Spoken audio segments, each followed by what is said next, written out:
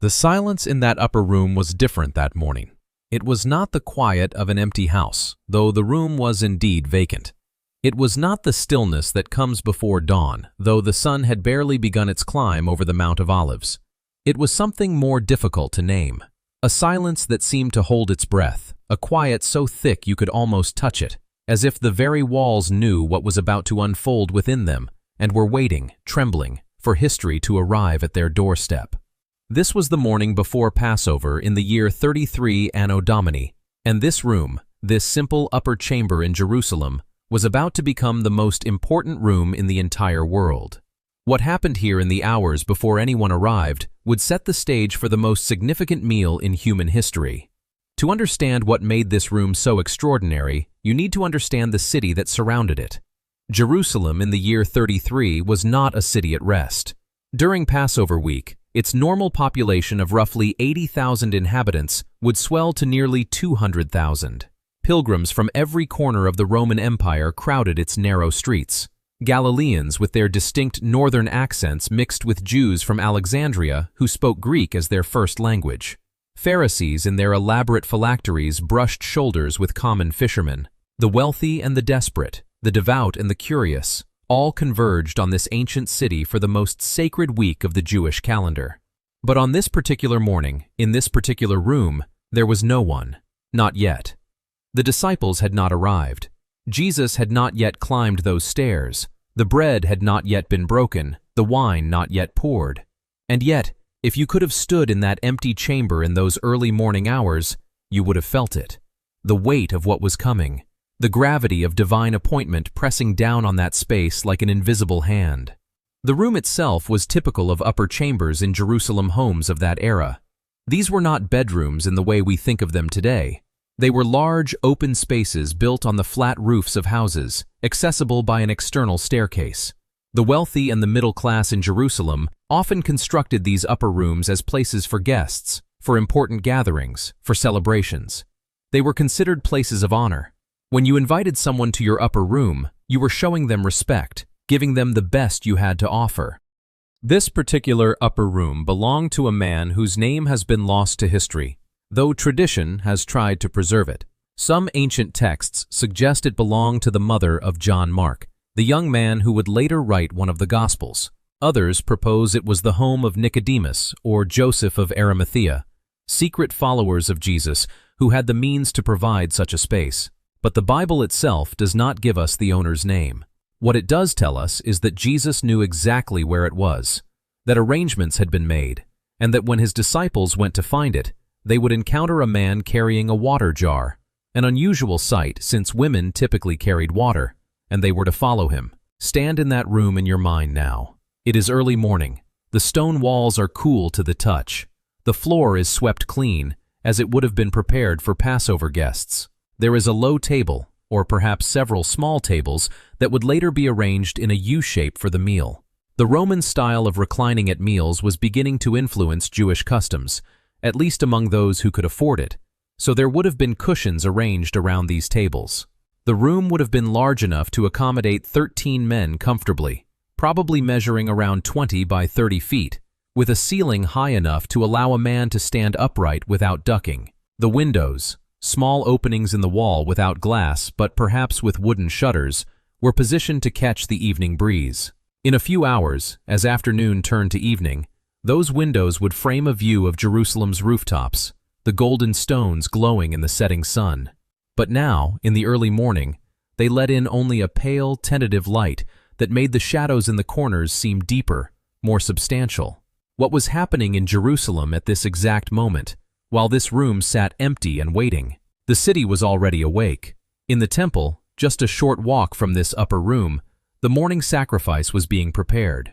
The priests were going through rituals they had performed thousands of times, never suspecting that these ancient ceremonies were about to find their ultimate fulfillment in a man who would soon be led like a lamb to slaughter. The smoke from the altar was beginning to rise into the morning sky, carrying with it the prayers of a nation that had been waiting for their Messiah for centuries, not knowing he was already among them, not recognizing him, about to reject him. In the fortress of Antonia, where the Roman garrison was stationed, soldiers were waking to another day of occupation duty. during the most volatile week of the Jewish year. Pontius Pilate, the Roman prefect, was likely already awake in his temporary quarters in Herod's palace, perhaps looking out over the city he governed but never truly understood, feeling the tension in the air without quite knowing its source. Within hours, he would be faced with a decision that would echo through eternity, a choice he thought he could wash his hands of, but which would instead write his name in infamy forever. In the high priest's residence, Caiaphas was perhaps already in conference with his inner circle. They had been planning for weeks now how to deal with this Galilean teacher who had become too popular, too dangerous, too threatening to their carefully maintained balance of religious authority and Roman tolerance.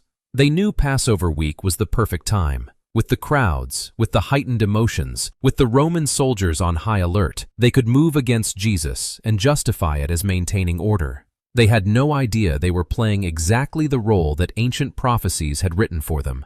But back in the upper room, there was still only silence. The silence of anticipation, the silence before the storm, the silence of a stage set for a drama that would change everything.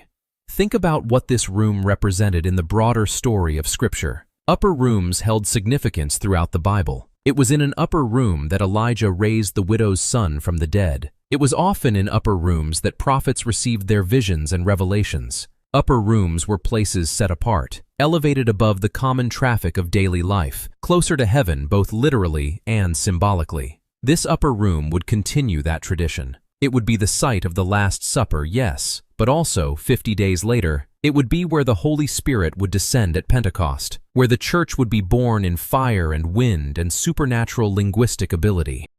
This room was being prepared not just for one meal, but for the inauguration of a new covenant and the birth of a movement that would eventually spread to every corner of the earth.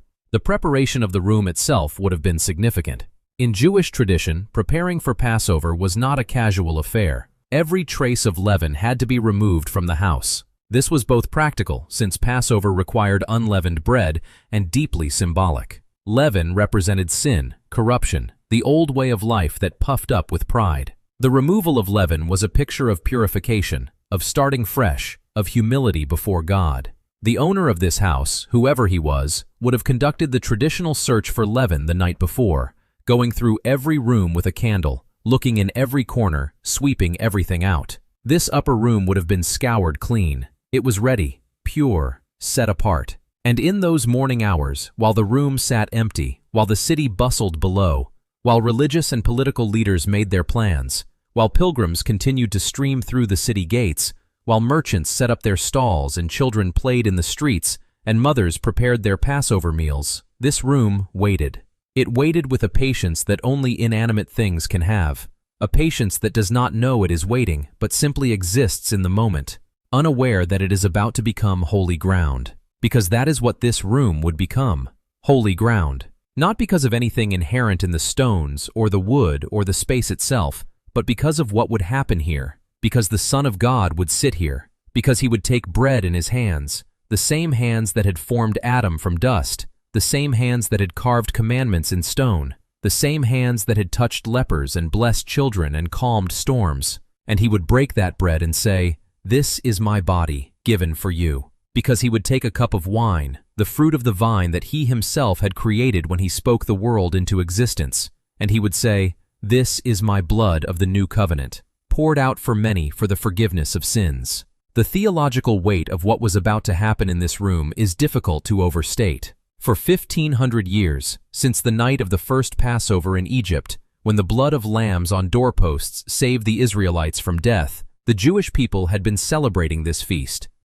For 1,500 years, they had been telling the story of how God delivered them from slavery, how he showed his power over the gods of Egypt, how he made them his people. For 1,500 years, they had been sacrificing lambs, eating unleavened bread, drinking wine, asking the questions about why this night was different from all other nights. And every year, that celebration had been pointing forward, had been a shadow cast backward from this moment, from this night, from this room. Jesus was about to reveal what all those centuries of celebration had really been about. He was the true Passover lamb. His blood would provide not just temporary protection from physical death, but permanent deliverance from spiritual death. The exodus he would accomplish would be greater than the escape from Egypt. He would lead his people out of slavery to sin itself, out of bondage to death itself, into a promised land not of physical territory, but of eternal relationship with God. And this room, this silent, empty waiting room, would be where that revelation began to unfold. This is where the old covenant would give way to the new. This is where the meaning of thousands of years of sacrifices would become clear. This is where the disciples would begin to understand, though they would not fully comprehend until later, that their rabbi was not just another teacher, not just another prophet, not even just the Messiah they had been expecting. He was the Lamb of God who takes away the sin of the world. Consider the geography of this room within Jerusalem. It was likely located in the upper city, the wealthy southwestern section of Jerusalem, where the priests and the Jewish aristocracy lived. This was the neighborhood of large houses with plastered walls and tiled roofs, of ritual baths and imported goods, of people who had benefited from collaboration with Rome and from their positions in the temple system. Yet here, in this room in the heart of the establishment, Jesus would institute something entirely new, something that would ultimately overturn that very establishment. From the windows of this upper room, you could likely see the temple, massive and gleaming, dominating the Jerusalem skyline. Herod the Great had spent 46 years rebuilding it, making it one of the architectural wonders of the ancient world. Its walls were covered in white marble and gold. Its courts could hold thousands of worshippers. It was the pride of the Jewish nation, the center of their religious life, the symbol of God's presence among His people. Within a generation, it would be completely destroyed. Not one stone left on another, just as Jesus would prophesy. The temple and everything it represented was about to become obsolete, not because God was abandoning His people, but because He was about to fulfill everything the temple had pointed toward. The upper room was also not far from the palace of Caiaphas, where later that very night, Jesus would be subjected to an illegal trial in the middle of the night. It was perhaps a 15 or 20-minute walk from Gethsemane, where Jesus would soon sweat drops of blood in anguished prayer. Everything was converging on this small area of Jerusalem. The entire plan of redemption, conceived before the foundation of the world, was coming to its climax in a space you could walk across in less than an hour. But in this morning moment, none of that had happened yet. The room was still. The air was still. Time seemed to be holding its breath. If rooms could feel, what would this one be feeling? Anticipation? Dread? Honor? Perhaps all of these at once. To be chosen for such a purpose, to become the setting for such events, comes with a terrible weight of responsibility. Think about the objects in the room. The table that would soon hold the bread and wine. It was probably made of wood, perhaps carved with simple decorations, worn smooth by years of use. It had no idea that it was about to become one of the most significant pieces of furniture in human history, that artists would paint it, and theologians would write about it, and millions of people would reenact what happened on its surface for the next 2,000 years. It was just a table, but it was about to become the Lord's table. The cups that would be filled with wine were probably clay, or perhaps brass, simple vessels that had served at many meals before. They had held water, held milk, held wine at countless other celebrations. But they were about to hold something infinitely more precious. The cup that Jesus would lift and offer to His disciples would become the symbol of the new covenant, the cup of blessing, the cup of salvation. And one of those cups would be lifted to the lips of Judas Iscariot, who would drink condemnation rather than blessing, who would leave that room to betray the very one who had just offered him grace. The cushions where the disciples would recline were probably worn from use, stuffed with wool or straw, covered with fabric that was clean but not luxurious. Each of those cushions would hold a man whose name would become immortal. Peter would recline on one, the impulsive fisherman who would deny his Lord 3 times before sunrise, but who would eventually become the rock on which Christ built His church.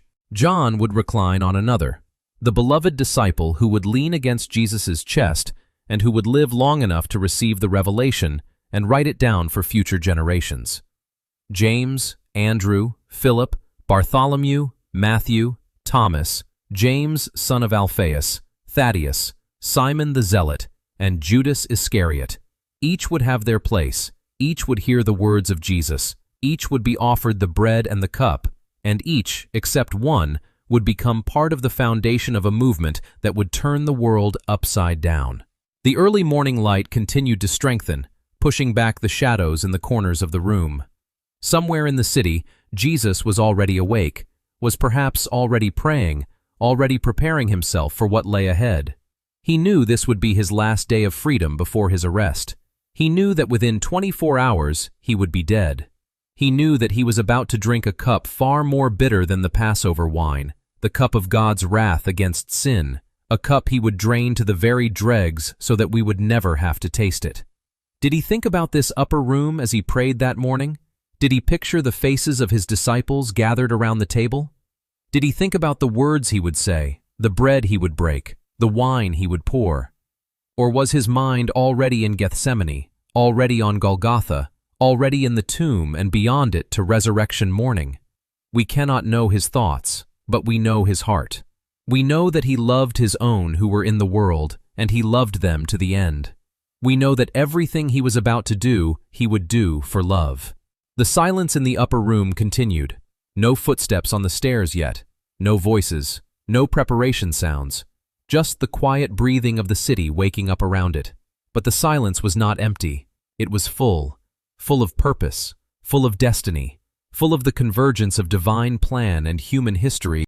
This room was the hinge point, the place where everything would turn, where the old would give way to the new, where law would give way to grace, where sacrifice would give way to the final sacrifice that would end all sacrifices. In Jewish thought, there was an understanding that certain places became thin places, where heaven and earth seemed to touch, where the presence of God became almost tangible. Mount Sinai had been such a place when Moses received the law. The temple in Jerusalem was designed to be such a place, with its Holy of Holies where God's presence dwelt. But now this upper room was about to become a thin place, not through ritual or architecture or priestly mediation, but through the simple presence of Jesus Christ, God in human flesh, sitting at a table with his friends. The irony is profound. The religious establishment met in the temple with all its grandeur and ceremony. They followed complex rituals that had been refined over centuries. They wore special garments and performed special duties, and maintained a system that kept people at a distance from God,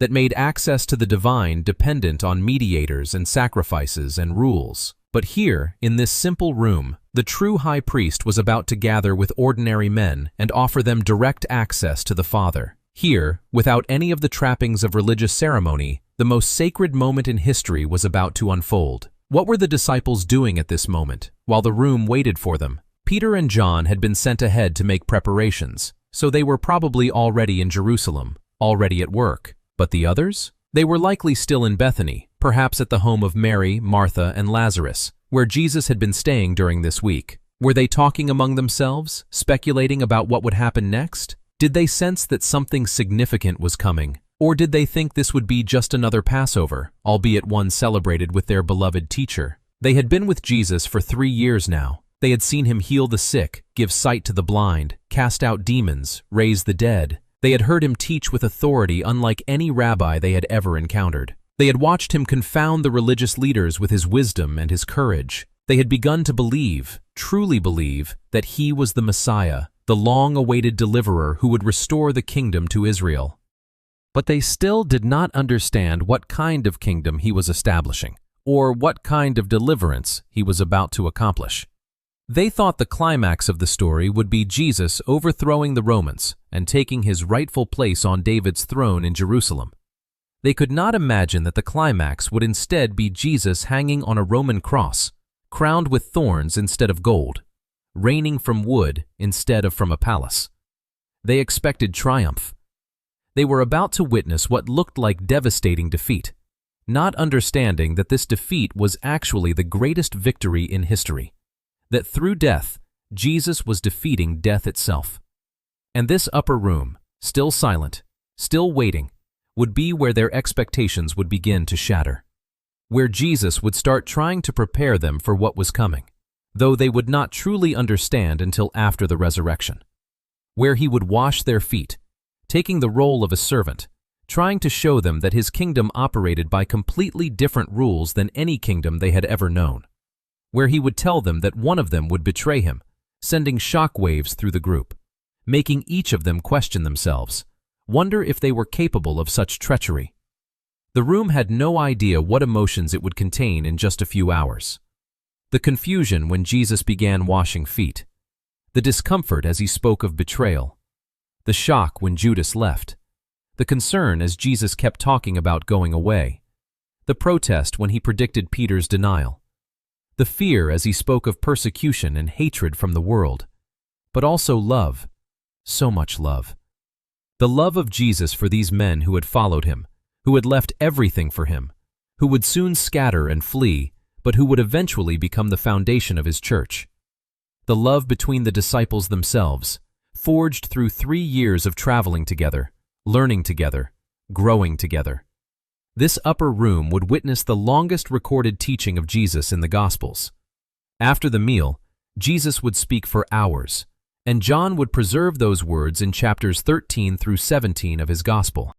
Words about being the true vine, about the Holy Spirit who would come, about remaining in Christ's love, about the persecution they would face, about the unity they should maintain, and finally, that magnificent high priestly prayer where Jesus would pray not just for these 11 men, but for all who would believe through their message, for us, for every person who would ever come to faith in him through the testimony of these disciples and those who followed them. The stone walls of this room would absorb those words. They would echo off the ceiling and settle into the floor. They would become part of the very fabric of this space, so that if walls could speak, these walls would have the greatest story ever told to share. This is where Jesus said, "I am the way, the truth, and the life. No one comes to the Father except through me." This is where he said, "I am the vine, you are the branches. Apart from me, you can do nothing." This is where he said, "Love one another as I have loved you. Greater love has no one than this, that someone lay down his life for his friends." But the room did not know any of this yet. It only knew the silence, the waiting, the empty space that would soon be filled with the most important gathering in human history. And in that silence, in that waiting, there was a kind of peace. The peace that comes before a storm, perhaps, but peace nonetheless. The peace of a plan unfolding exactly as it should, of purposes being accomplished, of prophecies being fulfilled, of love preparing to demonstrate itself in the most costly way possible. Soon, very soon, there would be footsteps on the stairs. Peter and John would arrive, bringing what was needed for the meal. They would arrange the tables and the cushions. They would set out the ceremonial elements, the lamb that had been sacrificed at the temple, the unleavened bread, the bitter herbs, the wine. They would prepare everything according to the traditions that had been passed down for generations. And then the others would come, filing up the stairs, entering the room with the excitement and anticipation that always accompanied Passover, not knowing that this Passover would be unlike any other in history. And finally, Jesus himself would come. He would enter this room, this silent, waiting, empty room, and everything would change. The silence would be broken, the waiting would end. The emptiness would be filled with presence, with purpose, with the weight of redemption being accomplished. And this room would never be the same. It would never again be just a room. It would be the upper room, the place where the Last Supper was held, the place where the Lord's Supper was instituted, the place where Jesus prepared his disciples for his departure and promised them the Holy Spirit, the place where the church would later be born. But for now, in these final moments before anyone arrived, the room held its breath. The sunlight grew stronger, streaming through the windows, illuminating the space, revealing every corner, every surface, making everything clear and visible. The room was ready, prepared, waiting for its divine appointment with history. And in that silence, if you listened carefully enough, you might almost hear the echo of future events, the resonance of what was about to unfold, the whisper of God's plan reaching its crucial moment. This was the upper room before the disciples arrived, silent, empty, waiting, ordinary, about to become extraordinary, about to become the stage for the most important meal in human history, about to witness the institution of a new covenant, about to hold within its walls the words and actions that would change everything. The room did not know, but heaven knew. And soon, very soon, the silence would be broken, and the most important room in Jerusalem would fulfill its purpose. The owner of the house moved quietly through the lower rooms, listening. He had received the strange request days before. 2 men, followers of the Galilean teacher, asking about a large furnished room for Passover. He had agreed without fully understanding why. There was something in their voices, an urgency, a weight to their words that made refusal impossible. Now, as the hour approached, he felt an inexplicable nervousness, as if his home had been chosen for something far beyond his comprehension. He had asked no questions. The arrangement had been made almost in secret, as if even the location needed to be protected. He wondered about this Jesus of Nazareth, this teacher who drew crowds and controversy in equal measure. The city was full of rumors. Some called him a prophet, others a revolutionary. Still others whispered that he might be the long-awaited Messiah. The religious authorities watched him with suspicious eyes. Rome watched everyone with suspicious eyes. But the upper room knew none of this politics, this tension. It simply waited, bathed now in the full light of late afternoon. The shadows had shifted position, moving across the floor like a sundial marking the passage of sacred time. Outside, Jerusalem continued its Passover preparations. Thousands of lambs were being slaughtered in the temple courts, their blood poured out at the base of the altar, the smoke of sacrifice rising into the sky. The entire city smelled of roasting meat and unleavened bread. Families were gathering. Children were asking their ritual questions. The ancient story was being remembered once more. Inside the upper room, dust particles floated in the beams of sunlight, tiny worlds unto themselves, drifting without purpose or destination. The water in the basin was perfectly still now, its surface like glass, reflecting the ceiling above. If you stared into it long enough, you might see beyond the reflection, beyond the present moment, into depths that held mysteries not yet revealed. This water, ordinary water drawn from a well that morning, would soon touch the feet of the Son of God, would soon be mixed with the dust of the road, become muddy with the journey of fishermen and tax collectors and zealots. The bread on the table had been baked that morning, carefully prepared according to the laws of Moses. No leaven, no yeast, nothing that could ferment or corrupt. It was bread of affliction, bread of remembrance, connecting this moment to the exodus from Egypt centuries before. The woman who baked it had prayed over the dough, asking God to bless this Passover meal, not knowing that this particular bread would transcend all previous Passovers, would become something entirely new, would be given a meaning that would echo through all subsequent generations. The wine had been purchased from a local merchant, pressed from grapes grown in the Judean hills. It was good wine, not the best perhaps, but honest and pure. 4 cups would be poured during the traditional Passover meal, each one representing a different aspect of God's redemption. But tonight, one of those cups would be lifted with different words, would be designated for a different purpose, would seal a covenant not in the blood of lambs, but in blood far more precious. The room seemed to sense, in whatever way a room can sense such things, that it stood at the intersection of 2 worlds, the ancient and the new, the old covenant and what was coming, law and grace, shadow and substance. Everything in the room was traditional, proper, according to custom. Yet everything was about to be transformed, to be taken up into a new story, a new meaning, a new reality that would split history in 2. A slight breeze stirred through the window, causing the oil lamps to flicker slightly, though they were not yet lit. The wind carried sounds from the street below, laughter, conversation, the bleating of sheep, the cry of a merchant selling his last wares before the feast began. Life continued, ordinary and familiar, unaware that in this room above their heads, the ordinary was about to collide with the eternal. The walls had absorbed years of prayers, celebrations, ordinary family meals.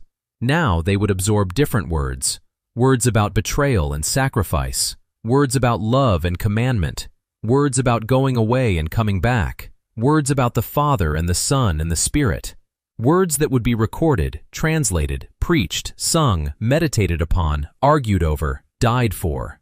The walls did not know they were about to become witnesses to the testament of God Himself. Time moved differently in that silence, each moment stretched out, pregnant with anticipation. The room existed in a kind of suspended animation between what had been and what would be. It was the pause before the symphony begins, the held breath before the plunge, the stillness before creation speaks. All of history had been moving toward this moment, this room, this night. Prophecies spoken centuries ago were converging here. Promises made to Abraham, to Moses, to David, all the threads were coming together in this simple space. The ceiling beams, hewn from Lebanese cedar decades before, stretched overhead like the ribs of some great creature. They had held up this room through countless seasons, countless meals, countless ordinary moments. They would hold it up through this night as well, though what happened beneath them would be anything but ordinary. They would shelter the moment when heaven touched earth in a new way, when divine love expressed itself through broken bread and poured wine.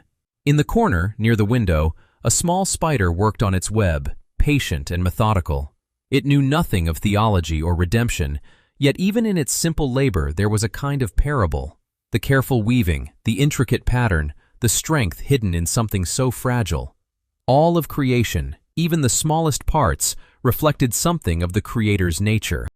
Even here, even now, in this waiting room, life continued its patient work, testimony to the God who sustains all things. The floorboards creaked occasionally, settling in the cooling air, speaking their wooden language. They had been walked upon by countless feet, had supported countless gatherings, had absorbed countless spilled drops of wine and crumbs of bread. Tonight they would support feet that had walked on water, hands that had healed the sick, a body that would soon be broken. They would bear the weight of deity clothed in flesh, though they were just ordinary wood, cut from ordinary trees, laid by ordinary craftsmen. The water in the washing basin reflected the lamplight, creating dancing patterns on the walls. Surface tension held it contained, waiting. In a few hours, that water would serve a purpose that would echo through millennia. Hands would dip into it, not for ceremonial purification as might be expected, but for something far more radical. A teacher would become a servant, a master would kneel before his students, and the entire understanding of greatness would be inverted in one humble act. But for now, the water simply waited, still and clear, holding its place. A moth circled one of the oil lamps, drawn inexorably toward the flame. It danced in that dangerous orbit, risking everything for the light. Perhaps there was something prophetic even in this. How many would be drawn to the light kindled in this room? How many would risk everything, would give everything, would fly straight into the flame of faith that would be lit here? The moth knew nothing of sacrifice or devotion, yet its simple attraction to light mirrored something deeply human, deeply spiritual. The bread on the table had been baked that afternoon. The woman who prepared it had kneaded the dough with practiced hands, perhaps humming to herself, perhaps thinking of nothing more profound than the day's tasks. She could not have known that her ordinary bread would become the center of the most significant meal in human history, that it would be held up and given new meaning, that billions across thousands of years would remember this moment through bread broken and shared. It was just bread, made from ground wheat, water, salt, yet it waited for transformation. The cushions arranged around the low table still held the impressions of those who had sat there earlier in the day. The household had eaten their evening meal, discussed ordinary matters, perhaps complained about the heat or the crowds filling Jerusalem for Passover. They had risen and gone about their business, leaving these slight depressions in the fabric. Soon, 13 men would recline here, their weight creating new impressions, their presence sanctifying this ordinary space. One of those impressions would be made by someone whose heart was already turning, whose decision was already hardening, whose betrayal was already taking shape. The view from the window showed Jerusalem beginning to light its evening lamps. Thousands of homes, thousands of families, all preparing for Passover. They were remembering slavery in Egypt, remembering liberation, remembering the lamb's blood that marked doorposts and spared the firstborn. They could not know that a new Passover was beginning, that the true Lamb was walking toward this very room, that liberation of a different kind was hours away. The city glowed with lamplight and anticipation, ignorant and expectant all at once. The roof beams above were carved with simple patterns, the mark of a craftsman who took pride in his work, even in places rarely noticed. Perhaps they had been carved by someone like Joseph, the carpenter from Nazareth, who had taught his son the trade. How many roof beams had Jesus himself shaped? How many pieces of wood had felt the guidance of his hands before those same hands would be nailed to wood of a different kind? The craftsmanship above spoke of care and attention, of work done well for its own sake. A slight draft moved through the room, too subtle to extinguish any lamps, but enough to make the flames waver. It came from some crack in the walls, some imperfection in the construction that allowed outside air to mingle with inside. The room was not sealed, not separate from the world. What would happen here was not meant to be isolated from the world, but would flow out into it, carried by these same disciples who had not yet arrived, spread by breath and word and deed until it reached the very ends of the earth. The wine jug's glaze showed the fingerprints of the potter who had shaped it, faint marks left in the clay before firing. Hands had formed this vessel, giving it shape and purpose. Soon it would pour wine that would be given new meaning, that would represent blood and covenant and sacrifice. The potter's marks reminded that everything useful passes through human hands, is shaped by human touch, even when serving divine purposes. God worked through the physical, through the material, through things made by craftsmen and used by ordinary people. The doorway stood open to the stairs, waiting. Soon it would frame the arrival of 13 men, dusty from walking, tired perhaps, certainly not knowing what this night would bring. They would cross that threshold into this room, into this moment, into history. The doorway was just wood and space, an opening in a wall, but it would become the entrance to transformation. Every threshold is potentially sacred. Every doorway might open onto something that changes everything. The shadows in the corners seemed deeper now as full darkness approached. They would deepen further before this night was done.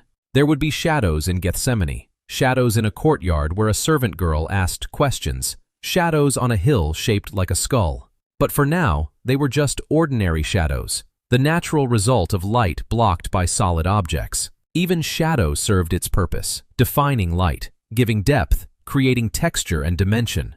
The plaster on the walls was smooth, carefully applied and finished. It sealed the stone beneath, protecting, beautifying. Someone had taken time to make this room pleasant, not merely functional. This care mattered. The setting for the Last Supper was not a bare cave or an open field. It was a prepared room, a place where thought had been given to comfort and atmosphere. God honored beauty, honored preparation, honored the human impulse to make spaces worthy of important gatherings. Outside, the sounds of the city continued. Voices called to one another. Animals made their familiar sounds. Wheels creaked on stone streets. Life went on, oblivious to what was approaching. This was always the way. The most significant moments often occurred while the world simply continued its usual patterns. A baby born in a stable while an empire went about its business. A man raised from death while Jerusalem slept. And tonight, bread and wine redefined while thousands of Passover meals proceeded normally throughout the city. The air itself seemed to wait, though air has no consciousness, no awareness. Yet if walls could anticipate, if stone could sense, if wood could know, surely they would feel something gathering. Not magic, not superstition, but the weight of approaching significance. The room stood ready, every element in place, every preparation complete. All that remained was for the participants to arrive, for the moment to begin, for words to be spoken that would never stop echoing.